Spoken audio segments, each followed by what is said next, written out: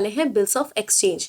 और पूरा bills of exchange हम एक ही वीडियो में कवर करेंगे। सो आज कोई दूसरा टॉपिक नहीं है, सिर्फ और सिर्फ आज हम बिल्स ऑफ एक्सचेंज को पढ़ने वाले हैं। तो स्टार्ट करते हैं। सो बिल्स ऑफ एक्सचेंज, हमारे पास एक नेगोशिएबल इंस्ट्रूमेंट एक्ट आता है 1881। नेगोशिएबल इंस्ट्रूमेंट एक्ट, जिसके अंदर हम 3 तरीके के इंस्ट्रूमेंट पढ़ते हैं: promissory note, bills of exchange and cheque. ठीक है, तो ये नेगोशिएबल इंस्ट्रूमेंट एक्ट 1881 के 3 इंस्ट्रूमेंट्स हैं जो आते हैं सेक्शन नंबर 4, 5, 6 रिस्पेक्टिवली। यानी कि जो हमारा प्रोमिसरी नोट्स है वो आता है सेक्शन नंबर 4 में, हमारा बिल्स ऑफ एक्सचेंज आता है सेक्शन नंबर 5 और चेक आता है 6 में। ठीक है, हमने पढ़ना है बिल्स ऑफ एक्सचेंज के बारे में। तो आइए स्टार्ट करते हैं।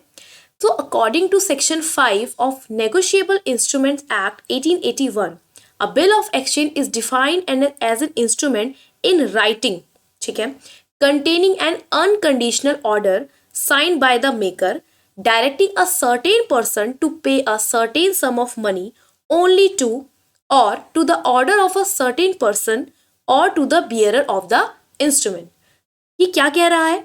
बिल्स ऑफ एक्सचेंज एक ऐसा नेगोशिएबल इंस्ट्रूमेंट है जो कि राइटिंग में होता है और जिसके अंदर एक अनकंडीशनल ऑर्डर होता है, जहां पर एक पर्सन साइन करता है और दूसरे पर्सन को ये कहता है कि तुम मुझे एक सर्टेन सम ऑफ मनी पे करोगे, या तो मुझे पे करोगे या फिर जिसको तुम मैं ऑर्डर दूंगा उसको तुम पे करोगे। ठीक है, so a bill of exchange is generally drawn by the creditor upon his debtor.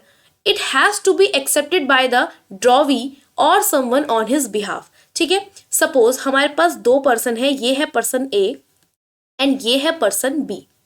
ठीक है, यहाँ पर इनके बीच एक ट्रांजेक्शन हुई है कि ए ने इसको कुछ सेल किया है और बी ने यहाँ पे इसको कुछ सामान सेल किया है और बी ने क्या किया है, परचेज किया है। ठीक है, अब ये जो ट्रांजेक्शन है ना, ये ट्रांजेक्शन कैसी है? क्रेडिट ट्रांजेक्शन है। सपोज यहाँ पे जो गुड्स सेल किए गए हैं वो किए गए हैं 10,000 के। अब ये जो 10,000 के गुड्स है ये क्रेडिट बेसिस पे सेल किए गए हैं, तो यहाँ पर ये जो परचेजर है वो बोलेगा कि भाई मैं तुम्हें अभी तो पैसे नहीं दे सकता, ये क्रेडिट ट्रांजेक्शन है, मतलब मुझे उधार चाहिए, मैं कुछ टाइम बाद तुम्हें पे करूंगा। तो ए बोलेगा ठीक है, तो एक काम करो, मैं तुम्हें एक बिल्स ऑफ एक्सचेंज ड्रॉ करके दे रहा हूँ, तुम मुझे उससे साइन करके दो और उसमें मैं ये लिख देता हूँ कि तुमने मुझे 10,000 रुपीज पे करने हैं। तो यहाँ पर ए ऑर्डर दे रहा है बी को कि भाई तुमने मुझे क्या करने हैं, 10,000 पे करने हैं इस डेट पर, और यहाँ पर वो अपने साइन करेगा। ठीक है, तो यहाँ पर ये जो पहला पर्सन है जिसने ये बनाया, जो ये ड्रॉ कर रहा है बिल ऑफ एक्सचेंज, उसे हम कहते हैं ड्रॉवर। ठीक है, और जिसके ऊपर ये ड्रॉन किया गया है उसे हम कहते हैं ड्रॉवी। ठीक है, वो हम आगे देखेंगे, पहले हम इसके फीचर्स देख लेते हैं। तो features of bill of exchange, सबसे पहले राइटिंग की फॉर्म में होना चाहिए, इसमें एक ऑर्डर होना चाहिए, ध्यान रखिएगा, unconditional order. The order to make payment is unconditional. The maker of bill of exchange must sign it, उसे साइन किया गया होना चाहिए मेकर के द्वारा। Payment to be made must be certain, payment जो करी जानी है वो सर्टेनली वहाँ पे लिखी हुई हो कि कितनी पेमेंट होगी, वहाँ पर डेट मेंशन हो। ठीक है, किस पर्सन को पेमेंट होगी वो मेंशन हो, अमाउंट मेंशन हो बिल ऑफ एक्सचेंज में कि वो जो अमाउंट है वो आइदर ऑन डिमांड पे की जाएगी या फिर एक पीरियड एक्सपायर होने के बाद, और वहाँ पे लास्ट में क्या होना चाहिए, स्टैंप लगा हुआ होना चाहिए। अब हम बात करें इसकी पार्टीज को, तो हमारे पास यहाँ पर 3 पार्टीज होती हैं। सबसे पहले होता है ड्रॉवर। ड्रॉवर जो बिल ऑफ एक्सचेंज को ड्रॉ करेगा, ऐसे जैसे मैं ड्रॉ कर रही हूँ तो मैं यहाँ पे क्या होगी, ड्रॉवर। ठीक है, जिसको हम मेकर भी कहते हैं। Of the bill of exchange is the drawer, the person who draws the bill, he is the person who has granted credit to the person on whom the bill of exchange is drawn. वो person जिसने किसी को credit grant किया है। ठीक है, और जिस पर्सन पे हम बिल ड्रॉ कर रहे हैं उसे हम कहते हैं drawee. The person upon whom the bill of exchange is drawn for his acceptance is a drawee. Drawee is the person to whom credit has been granted. Drawee वो person है जिसे क्रेडिट दिया गया है। अब बात करें पेई की, तो पेई वो पर्सन होता है जो पेमेंट करता है। ठीक है, he is the person to whom the payment is to be made. The person in whose favor the bill is made, जिसके फेवर में बिल बनाया गया है उसे कहते हैं पेई, जिसको पैसा मिलेगा। ठीक है, उसे हम कहेंगे पेई। नेक्स्ट अगर हम बात करें इसके फॉर्मेट की, देखिए इस तरीके से होता है हमारा बिल ऑफ एक्सचेंज। यहाँ पर स्टैम्प है रेवेन्यू स्टैम्प। ठीक है, अमाउंट यहाँ पे लिखी गई है 30,000 और देखिए यहाँ पे लिखा है 2 months after date pay to mister C or his order the sum of rupees 30,000 only for the value received. यहाँ पे देखिए पूरा का पूरा जो अमाउंट है वो स्पेसिफिकली मेंशन किया है, सर्टेनली यहाँ पे डेट दी गई है, स्टैम्प लगी हुई है, और यहाँ पर जिसको भी पेमेंट होगी, किसको, मिस्टर सी को या फिर जिसको ऑर्डर करेगा उसे हम कहेंगे पेई, ठीक है। जिस पर्सन ने उसको बनाया मिस्टर सी उसे हम कहेंगे ड्रॉवर, और जिसके ऊपर ड्रॉन हुआ है मिस्टर डी उसे हम कहेंगे ड्रॉवी, ठीक है। तो हमारे पास 3 पार्टीज ये हो गई। अब हमारे पास 2 तरीके के बिल्स ऑफ एक्सचेंज आते हैं। जब आप सिंपली कोई ट्रेड करते हैं for the transaction related to purchase and sale of good, उसे हम कहते हैं ट्रेड बिल। लेकिन जब आप किसी की हेल्प करने के पर्पज से, म्यूचुअल हेल्प करने की पर्पज से आप किसी को क्रेडिट फैसिलिटी देते हैं, उसे हम कहते हैं अकोमोडेशन बिल। तो ये हम पे 2 कैटेगरी आती है। नेक्स्ट आता है हम पे प्रोमिसरी नोट। सो प्रोमिसरी नोट हमारे आता है सेक्शन नंबर 4 में, सेम नेगोशिएबल इंस्ट्रूमेंट एक्ट 1861। लेकिन प्रोमिसरी नोट क्या है? एक ऐसा इंस्ट्रूमेंट है जो राइटिंग में होना चाहिए, लेकिन ये बैंक नोट नहीं होना चाहिए, ना ही कोई करेंसी नोट होना चाहिए। और यहाँ पर हम अनकंडीशनल अंडरटेकिंग की बात करते हैं, वहाँ हम ऑर्डर की बात करते हैं कि मैं सामने वाले पर्सन को ऑर्डर दे रही हूँ कि तूने मुझे पे करना है। लेकिन प्रॉमिस में क्या होता है? अंडरटेकिंग होती है कि मैं ये कह रही हूँ कि आई प्रॉमिस टू पे, कि मैं तुम्हें इतना अमाउंट पे करूंगी, मैं ये प्रॉमिस कर रही हूँ। Signed by the maker to pay a certain sum of money only to or the instrument, ठीक है। सिर्फ उसी पर्सन को जिस पे ऑर्डर दिया गया है उसी को हम क्या करेंगे? ये अमाउंट पे करेंगे। Promissory note does not require any acceptance, इसमें कोई एक्सेप्टेंस की जरूरत नहीं है, क्योंकि यहाँ पे एक पर्सन प्रॉमिस कर रहा है, इसीलिए यहाँ पे किसी एक्सेप्टेंस की जरूरत नहीं होती। लेकिन हमें बिल्स ऑफ एक्सचेंज में एक्सेप्टेंस की जरूरत होती है। नेक्स्ट हम बात करें प्रोमिसरी नोट के फीचर्स के, तो अगेन फीचर्स हमें सेम दिखेंगे, राइटिंग में होना चाहिए, लेकिन यहाँ पे अनकंडीशनल प्रॉमिस है, वहाँ अनकंडीशनल ऑर्डर था। यहाँ पर है पेबल सर्टेन होना चाहिए, मेकर साइन करेगा, सर्टेन पर्सन पे ड्रॉ होना चाहिए और ड्यूली स्टैम्प होना चाहिए। सेम फीचर्स जो हमने बिल्स ऑफ एक्सचेंज में पढ़े हैं, ठीक है। अब प्रोमिसरी नोट में क्या कौन कौन सी पार्टी होती है? तो प्रोमिसरी नोट में सिर्फ 2 पार्टीज होती हैं, एक होती है मेकर, एक होता है पे। मेकर जो बना रहा है, जो प्रोमिसरी नोट को पे बना रहा है कि आई प्रॉमिस टू पे इतना इतना अमाउंट टू दैट पर्सन, ठीक है। और पेई कौन होता है? जिसके फेवर में प्रोमिसरी नोट बनाया जा रहा है, जिसको पेमेंट रिसीव होगी, ओके। सो ओनली 2 पार्टीज यहाँ पे इन्वॉल्व होती हैं। अब अगर हम बिल्स ऑफ एक्सचेंज से रिलेटेड कुछ टर्म्स देखें तो वो इस तरीके से है। सबसे पहले term of a bill. Term of a bill ये बताता है कि क्या पीरियड रहने वाला है जिसपे ये बिल ड्रॉ करेगा, as the period the date on which a bill is drawn and the date on which it becomes due. कब से कब तक के लिए कोई बिल ड्रॉ किया जाएगा, क्या क्या उसकी ड्यू डेट होगी, ये सारी चीजें हमें टर्म ऑफ अ बिल में मिलती हैं। फिर आता है days of grace. Days of grace हमें 3 दिन का एक्स्ट्रा पीरियड मिलता है जो पीरियड ऑफ बिल में जोड़ दिया जाता है। नेक्स्ट आती है due date of a bill. Due date of a bill, it is the date on which the payment of the bill is due. जिस डेट पर पेमेंट होनी है उसे कहते हैं हम ड्यू डेट। फिर आती है maturity date. Date of maturity of a bill, the date which comes after adding 3 days। 3 days of grace add करने के बाद जो डेट आती है उसे हम कहते हैं डेट ऑफ मेच्योरिटी। नेक्स्ट आता है बिल एट साइड और demand the instrument in which no time for payment is mention are known as bill at sight. यानी कि एट द उसी टाइम अगर आपको, जब आप सामने वाले पर्सन ने आपसे डिमांड किया, आपने उसे तभी बिल क्या कर दिया, एट द साइड उसे उसकी डिमांड पर पे कर दिया, that is known as bill at sight. और इसको हम दूसरा कहते हैं instrument payable on demand, okay. यहाँ पे हम देखते हैं next, a bill of exchange or promissory note is payable on demand when no time for payment is specified where it is expressed or to be payable on demand or at sight on presentment. अगर कोई specific period नहीं बताया गया है, the bill after date the instrument in which date for payment is mention are bill after sight, उसे हम bill after side कहेंगे।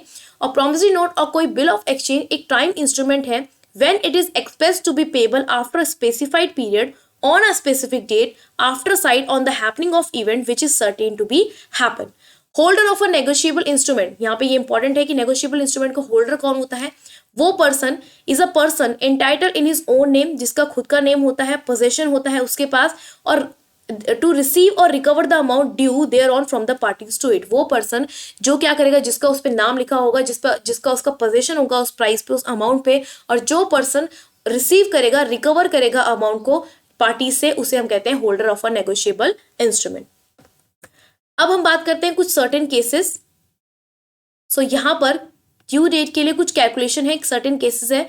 When the date is payment, when bill is paid, when the bill is made payable on a specific date, तो specific date ही उसकी due date हो जाएगी। अगर bill बनाया जा रहा है कोई स्टेटेड नंबर ऑफ मंथ्स के लिए, so that date on which the term of the bill shall expire will be the due date. Calculation of due date will be in terms of calendar months, ignore the number of days in month, ठीक है। अभी इसके examples हम next slide में देखेंगे।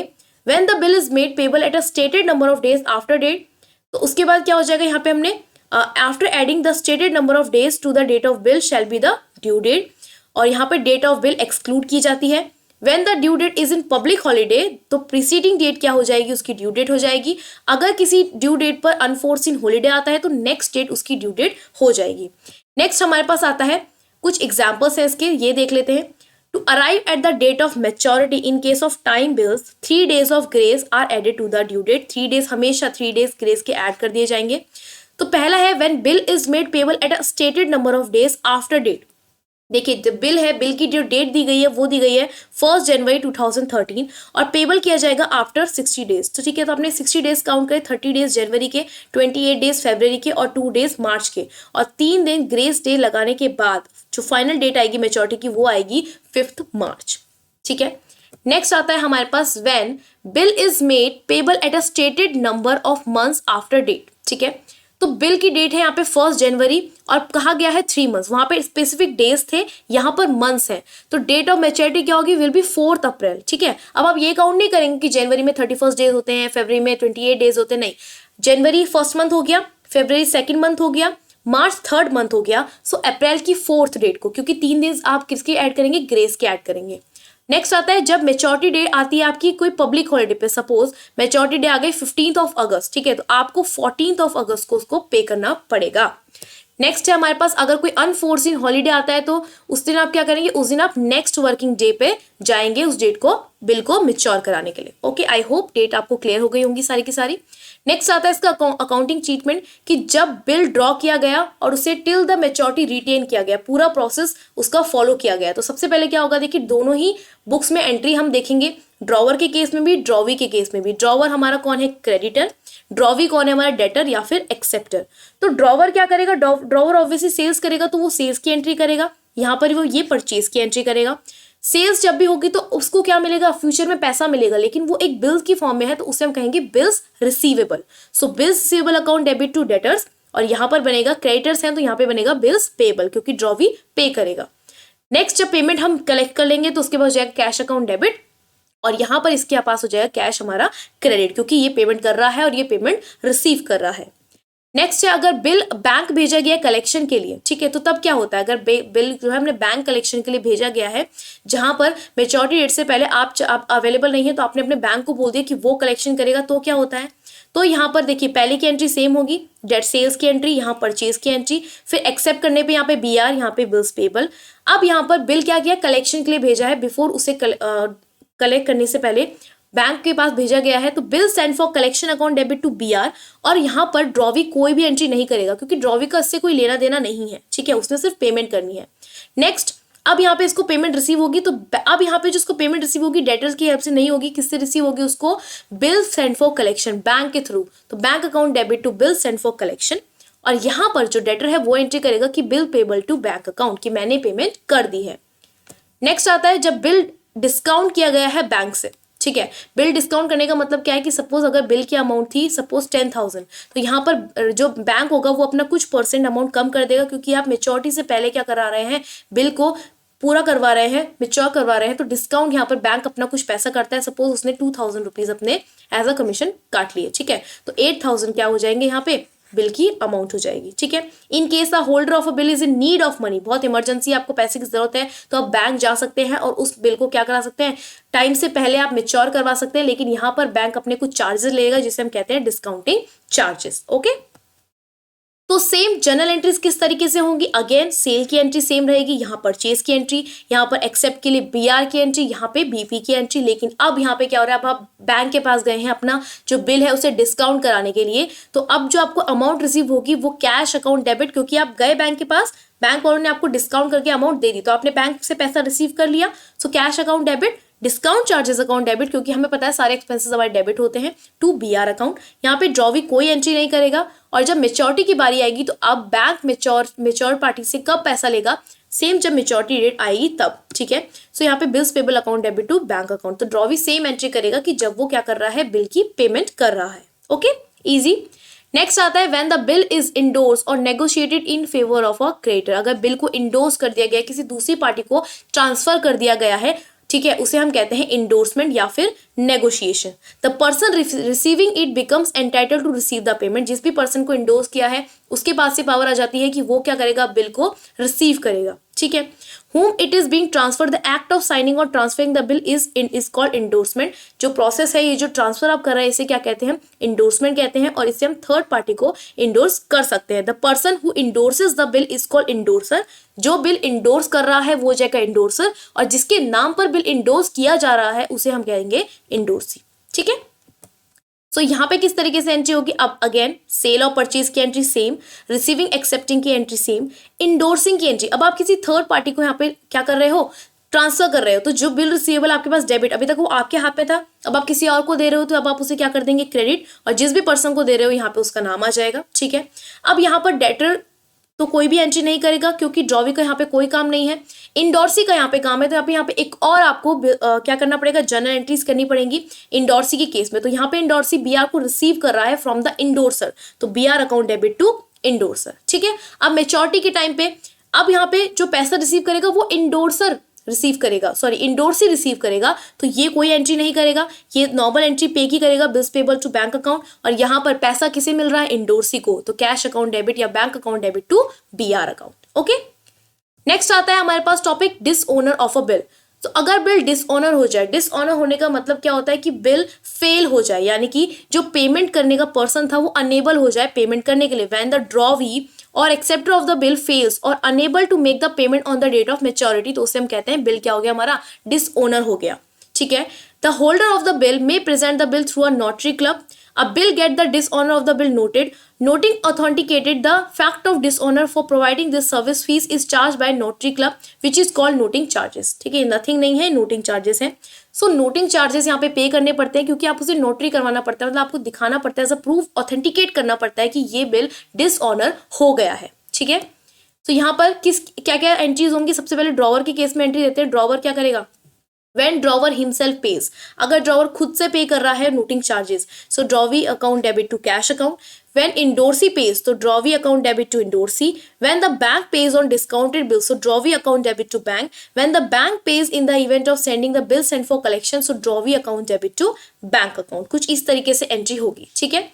एक कुछ important note है, it may be notice that whosoever pays noting charges, again it's not nothing, it's noting charges, ultimately these have to be borne by the drawee.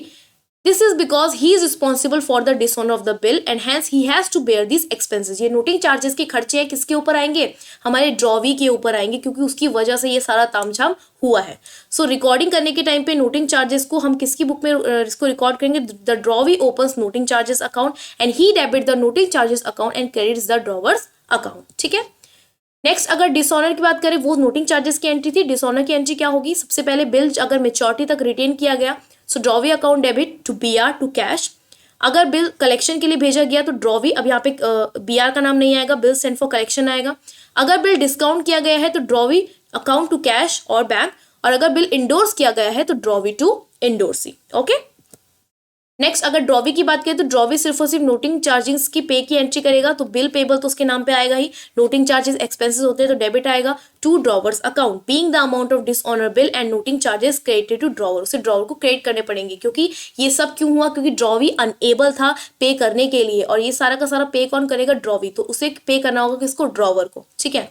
So note क्या है? When the bill is dishonoured in all the circumstances drawer और acceptor account is debited. ठीक है।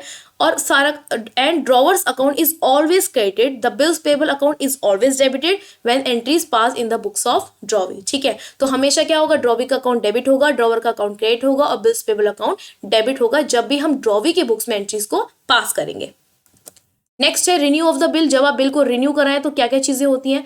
When the acceptor of the bill is difficult to meet the obligation of the bill on maturity he may request the drawer for extension of time. अगर उसे क्या करना है, वो enable है पे करने के लिए, तो यहाँ पर वो क्या करना चाहता है? वो टाइम को एक्सटेंड करना चाहता है, तो यहाँ पर रिन्यूअल होता है बिल का, renew of the bill. If the drawer gets the old bill cancelled and fresh bill and the fresh bill with new terms of payment is drawn, the duty accepted and delivered, this is known as renewal of bill. The noting of the bill is not required क्योंकि पुराना bill क्या हो गया? Cancel हो चुका है mutual से, तो वो नहीं होगा। द ड्रॉवर में charges extra interest from the drawee for the extended period of credit. यहाँ पे ड्रॉवर क्या कर सकता है? एक्स्ट्रा चार्जेस चार्ज कर सकता है क्योंकि यहाँ पे ड्रॉवी ने एक्सटेंड किया है पीरियड को। फिर यहाँ पर क्या होती है? जर्नल एंट्रीज किस तरीके से आएंगे हमारे पास? सबसे पहले हमारे पास ट्रांजेक्शन, पहले हमें क्या करना पड़ेगा? पुराने बिल को कैंसिल करना पड़ेगा। तो on cancelling the old bill तो जो बी आर हम हमेशा डेबिट क्या करते थे, अब वो क्या हो जाएगा, credit. So drawee account debit to B R, drawee क्या करेगा, BP account debit to drawer's account. और इंटरेस्ट अगर ड्यू, पहले ड्यू करेंगे फिर उससे रिसीव करेंगे, तो drawer's account debit to interest. और यहाँ पे ये एक खर्चा है, इसके लिए एक्सपेंस है, तो ये क्या करेगा, डेबिट करेगा, interest account debit to drawer's account. Third है on receiving a portion of the amount due, जो अमाउंट ड्यू है अगर उसका कुछ पोर्शन उसे रिसीव हो रहा है तो ये simple bank account debit to drawee करेगा, और ये पेमेंट कर रहा है तो drawer account debit to bank. फिर लास्ट में क्या होगा, फ्रेश बिल को एक्सेप्ट कर लिया जाएगा, तो अगेन बी आर हमारा क्या हो जाएगा, डेबिट, और यहाँ पे हमारा बीपी क्या हो जाएगा, क्रेडिट, और न्यू लिख दिया जाएगा कि ये नया बिल है। ओके, नेक्स्ट हमारे पास again accommodation bill. Accommodation bill मतलब जब आप किसी को म्यूचुअल हेल्प करके उसे क्या करते हो, कुछ ना कुछ अमाउंट पे करते हो, हेल्प करते हो किसी पर्सन की, तो उसे हम क्या कहते हैं, अकोमोडेशन बिल। ठीक है, तो यहाँ पर भी सेम होता है, ड्रॉवर एंड ड्रॉबी सेम दो पर्सन है, सेम ट्रीटमेंट है, नथिंग चेंजेस। ओके, सो ये बताया था कि जब दोनों ही पार्टी एग्री हो जाती है फंड को रेज करने के लिए फॉर म्यूचुअल बेनिफिट, दोनों ही बेनिफिट के लिए, तो drawer and drawee share the proceeds in the agree ratio, each draw a bill and each accept a bill, दोनों ही बिल को एक्सेप्ट और ड्रॉ करेंगे।